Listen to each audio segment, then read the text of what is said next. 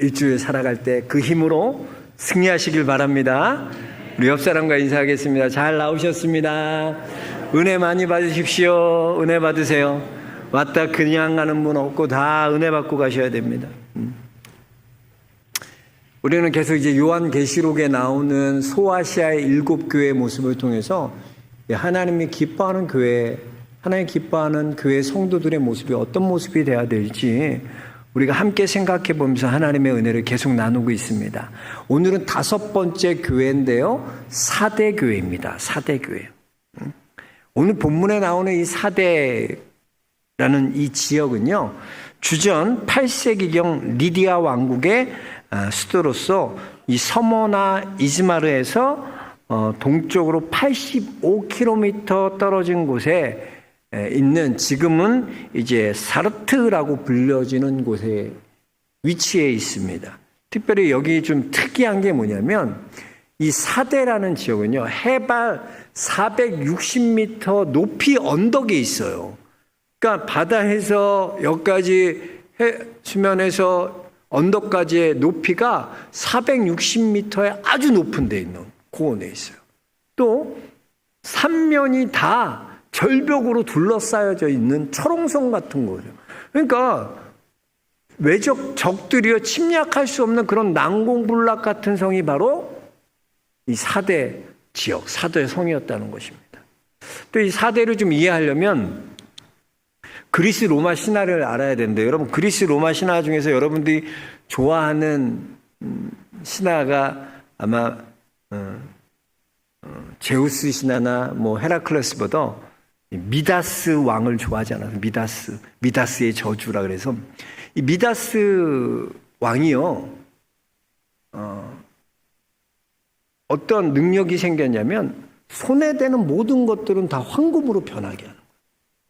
그럼 여러분 그게 축복이에요, 저주예요? 내가 손대는 이게 다 황금으로 변한다고 생각해봐. 축복이에요, 저주예요? 저주죠. 저주. 뭐 둘 다야. 아내를 이렇게 만지고 싶어도 만지지도 못하고 자기 사랑하다 아이고 내 딸 안지도 못하는데, 그 미다스 왕도 자기 딸 안으려고 그러다가 만지다가 딸이 황금으로 변하잖아요. 저주예요, 저주. 사람이 그래요. 여러분 물질의 축복이란 것도 하나님께서 여러분에게 감당할 만큼 주시는 게 복이에요. 네?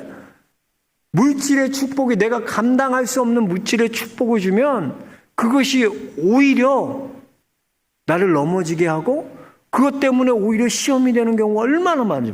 그래서 하나님이 왜 내가 물질 안 주시나? 줘봐야 너 시험 들어. 너 물질 주면 너 어떻게 할 건데? 너 물질 복 받으면 맨날 물질 복 달라 그러는데 물질 복 받으면 어떡할 거야? 막상요, 내가 감당할 수 없는 축복 받으면 여러분 사람이 이상해져. 미다스의 저주가 있잖아요. 미다스가 이 저주가 어떻게 풀리냐? 이게 어떤 신탁을 받아야지 풀리냐면, 보면 이 저주가요, 이 팍타로스 강이란 강에 가서 몸을 씻으면 그 저주가 풀린다 그랬거든요.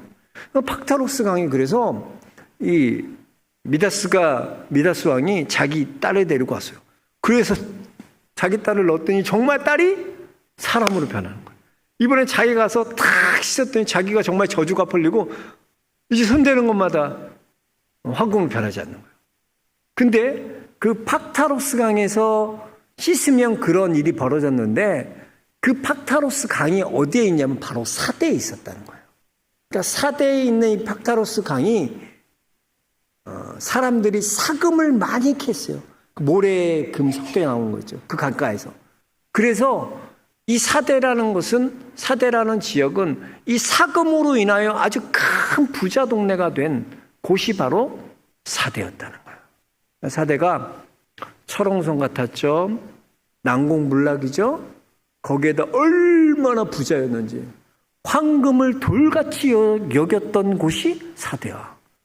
사대는 돈을 좋아해. 왜?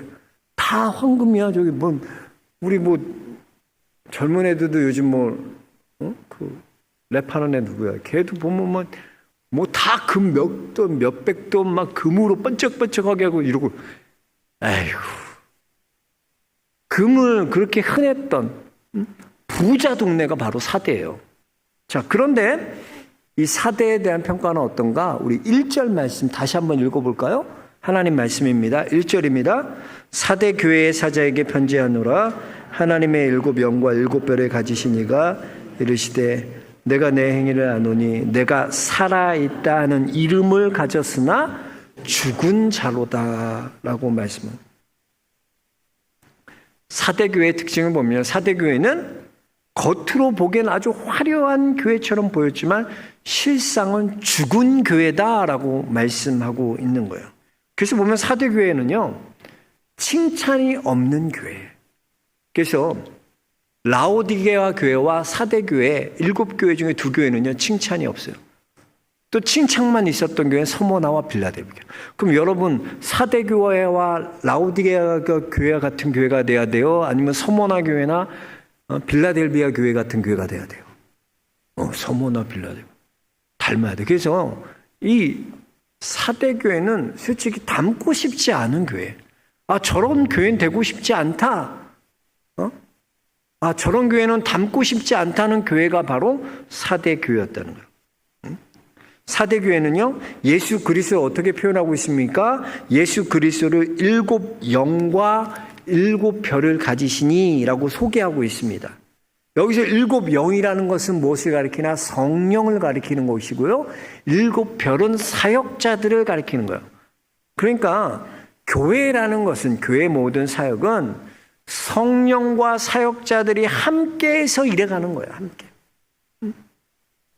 그런데 이 교회는요, 내가 살았다 하는 이름을 가졌으나 죽었다 그래서. 무슨 말이냐면, 여러분 죽음이 무엇입니까? 죽음은요, 단절된 것이 죽음이에요. 그래서 우리의 육신의 죽음이라는 것은 우리의 영과 육이 단절될 때 우리는 그걸 죽음이라고 얘기합니다. 영적인 죽음은 뭐예요? 하나님과 우리와의 관계가 단절될 때 그걸 영적인 죽음이라고 얘기하는 거예요. 생명과 단절되는 것, 화려하고 그들은 겉으로 보기에 화려하고 분주하고 북적북적하고 뭔 일을 하는 것 같았지만 실상은 그들은 단절된 자들이었다는 거예요. 죽어있는 자들이라는 거예요. 죽었다는 거예요. 여러분 생명이 무엇입니까? 생명은요, 끊임없이 하나님과 연결되는 게 생명이에요. 우리가 하나님과 연결돼야지 사는 거예요. 사대교회는요, 성령이 단절되었고요, 사역자들이 단절되었어요. 이 사대교회는요, 그래서 죽을 수밖에 없는, 죽어있는 교회가 되는 그런 교회가 되었다는 거예요. 그래서 여러분, 우리가 지금 끊임없이 해야 될 게 뭐냐? 하나님과 연결된 삶을 끊임없이 추구하고 살아야 돼. 나는 오늘 하루도 하나님과 연결되고 있는가? 나는 생명의 근원 되신 그 분과 연결되어 살아있는가를 늘 점검해야 돼요. 그래서 창세기 28장에 보면 야곱이 외삼촌 밧단 아람으로 도망갈 때요, 형을 피해서 도망갈 때 보면 그 돌베개에서 아무것도 없었잖아요. 돌베개에서 꿈을 꾸는데 사닥다리가 나타나서 하늘에서부터 땅끝까지 사닥다리가 맞닿아 있는 거야. 그리고 하나님의 사자가 그 사닥다리를 오르락 내리락 한다 그랬어. 뭐냐? 하나님과 계속 교제했다는 거야. 야곱은요, 그걸 보면서 하나님과도 연결된 삶을 살아야 된다는 거야. 여러분, 성공하는 사람과 실패하는 사람의 차이가 어디에 있는지 아십니까? 바로 여기에 있어요. 실패하는 사람은요, 항상 단절시킵니다. 끊어버려요. 미래를 끊고요, 미래를 끊어버리고, 우리의 미래를 끊어버리고, 우리의 관계를 끊어버립니다.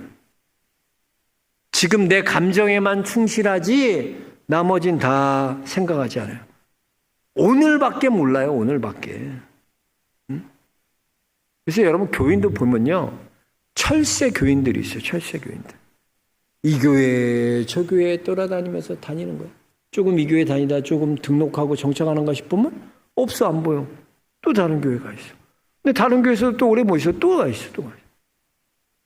우리 교회 예전에 정착했던 분도 그래. 보면 잘 나왔거든. 등록하고. 그래서 오늘은 안 보여. 새가족부장한테 물어보면 목사님, 그분 다른 교회로 또 갔어요. 끊임없이 단절하고 또 그래요. 어떤 분들은 전화번호 다 바꿔버리고 잠수 타고 연락이 안 돼. 전화해도. 제발 성도는 그러지 마. 성도가 여러분 그러면요, 여러분 미래가 끊기고요, 사람과의 관계가 다 끊겨요. 잠수 타는 사람, 어린애들이나 그거 잠시 봐주지 나이 들면 아예 관심도 안 가져. 절대 그런 거 하지 마. 뭐 끊어버리고 단절시키고 나 잠수 타고 전화번호 바꾸고 자꾸 단절하고 끊는데 여러분 그런 삶 살면 안 돼요. 우리 항상 연결되는 삶 살아야 돼요. 나의 삶과 하나님의 삶을 연결되는 삶, 그 삶을 계속 우리가 추구해 나가야 될 줄로 믿습니다. 그것이 바로 생명 있는 삶이요. 근데 사대교회는 단절된 교회였어요. 단절된. 죽은 교회였다는. 그렇다면 왜 사대교회가 이렇게 죽은 교회가 됐고 단절된 교회가 됐나? 그 이유가 어디에 있었나? 그 이유는 다른 데 있었던 게 아니라 돈에 있었어요. 돈 때문에 교회가 이렇게 됐다는 거예요. 돈을 위해서는 하나님과 단절하고 돈을 위해서는 세상과 타협했던 교회가 바로 사대교회였다는 거예요. 그래서 오늘 말씀 2절에 보면 내 행위에서 온전한 것을 찾지 못하였다라고 성경 말씀하고, 그러니까 하나님의 길이 아니라 세속의 길로 가니까 그들에게서 온전한 것을 찾지 못했다라는 거예요. 여러분 그렇습니다. 세상은요 우리를 길들이려고 해요. 항상 길들여가. 그 주전자 속의 물고기라고 보면 주전자 속에 물고기를 두고요, 물을 팔팔 끓이는 게 천천히 따뜻하게. 그러면 물고기, 그 개구리가 어우 너무 좋다, 이거 온천 온 것 같다, 좋다. 그러다가 서서히 죽어가는 거예요. 팔팔 끓어. 저 어렸을 때 저희 어머니가 정말 많은 병아리도 키워봤고요. 병아리도 키워보고 토끼도 키워보고 앵무새도 키워보고, 저 어머니 지금 생각해보면 그게 이 자녀들 위해서 이렇게 오감을 발달시키고 아이들과 이런 교감을 만들기 위해서 어머니가 이렇게 노력하셨구나 알 수 있어. 그때 물고기를 키웠어요. 제가 어렸을 때 10대 키웠는데 그 물고기 밥 주는 건 제가 밥 줘요. 물고기 밥, 그 똥냄새 나잖아요. 이렇게 같으면. 근데 물고기 밥 주면 주기 전에 내가 항상 그 위에 물고기 어항 그거를 통통통통통 쳐요. 그리고 물고기 밥을 줬어요. 근데 그렇게 밥을 주니까 이제 통통통 소리 나면 지들이 알아서 진짜 물고기들이 싹 모여들어. 지들 막 놀다가 땅땅땅땅 밥 먹어라 그러면 싹 먹는다. 그래서요 이제는 밥 안 줘도요 똥똥똥똥 하기만 하면 얘네들이 밥 주는 줄 알고 길들여져서 다 몰려들어. 이야, 그렇게 물고기도 길들여져 가더라고. 여러분 세상은 그래요. 우리가 생명으로 충만해지기 위해서는요 세상에 길들여져서는 안 돼요. 믿음의 야성을 가지고요 세상의 논리와 세상에 주는 달콤함과 맞서 싸워야지 그거에 길들여져 가면 안 돼. 그래서 여러분 그리스도인은 돈으로 움직이는 자들이 아니에요. 여러분 돈으로 길들여지는 자들이 아니에요. 그게 다른 거예요. 지난해 말 그 한국 리서치 언론조사에서 나온 걸 보니까 참 재밌는 항목이 있더라고요. 이런 거 있었어요. 물질적으로 풍족해지는 것이 당신의 인생의 가장 중요한 목표입니까? 이 질문에 여러분 어떻게 대답했을 것 같아요? 여러분 한번 각자 다 나이가 다르시니까 연세들이 다르니까 여러분 어떻습니까? 물질적으로 여러분 풍족해지는 것이 당신의 인생의 가장 중요한 목표입니까? 이 질문에 20대예요. 71%가 yes, 그렇다라고 해요. 30대는 75%예요. 40대는 59%고요. 50대는 65%, 60대는 51% 그랬어요. 그래도 60대가 제일 낫네. 그러니까 20대와 71%와 30대 75%는요 내 인생의 가장 중요한 목적이 뭐냐? 돈 버는 것에 있다는 거야. 돈 버는 거.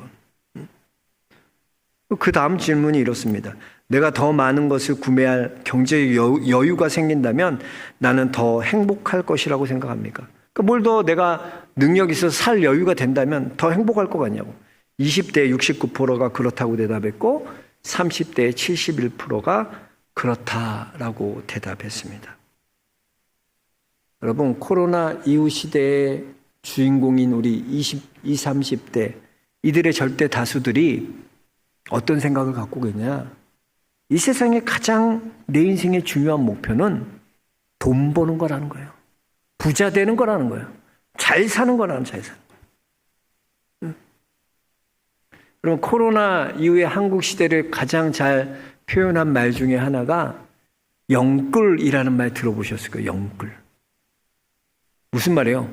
영혼까지 끌어모아서 투자한다는 거예요. 여러분, 여러분 이게 말이 됩니까? 영혼을 끌어모아서 돈을 번 만큼 돈이 그런 가치가 있어요? 여러분, 영혼을 팔 만큼, 여러분의 영혼을 팔아서 돈을 벌 만큼 돈이 그런 가치가 있는 거냐는 거예요.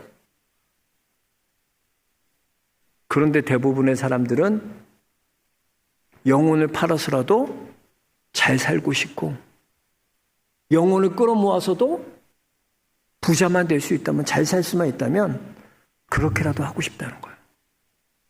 이게 바로 세상에 길들여져 가는 겁니다.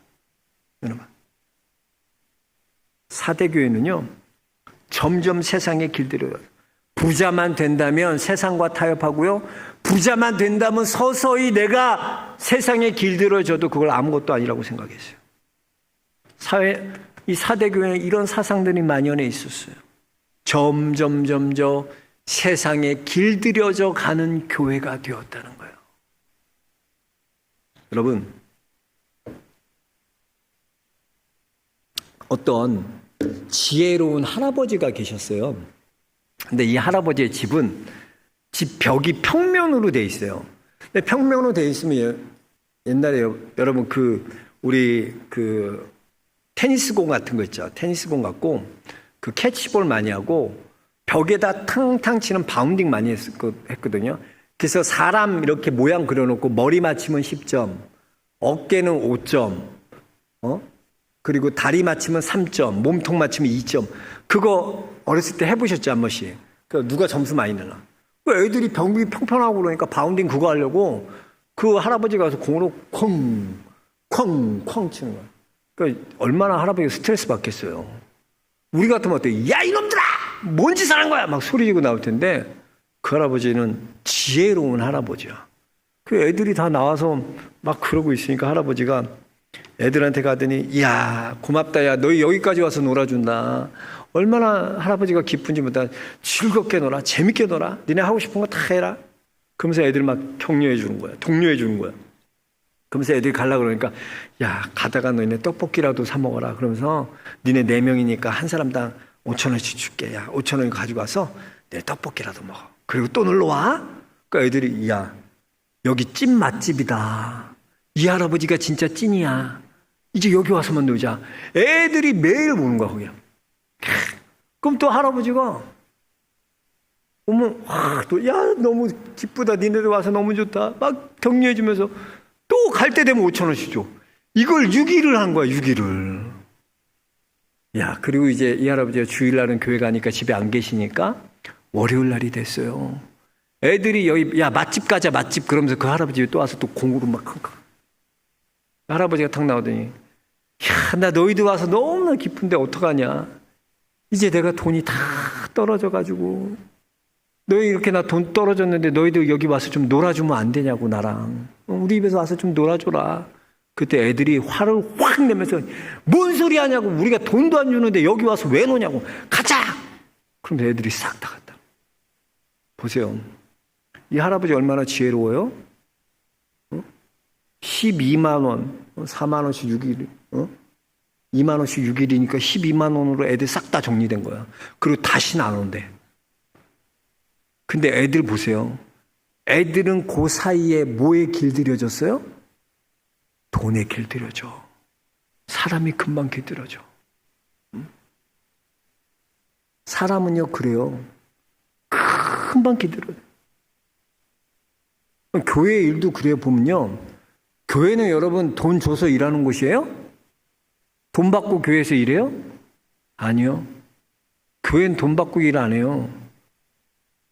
교회에서 일하려면 오히려 내 시간 들여야 되고 내 물질 들여야 되고요. 내 열정을 들여야 되고요. 내 거 들여야 되고 손해가 막심해요. 교회 봉사하면. 근데 왜 하는 거예요? 왜? 돈도 안 주는데 왜 일을 하는 거예요?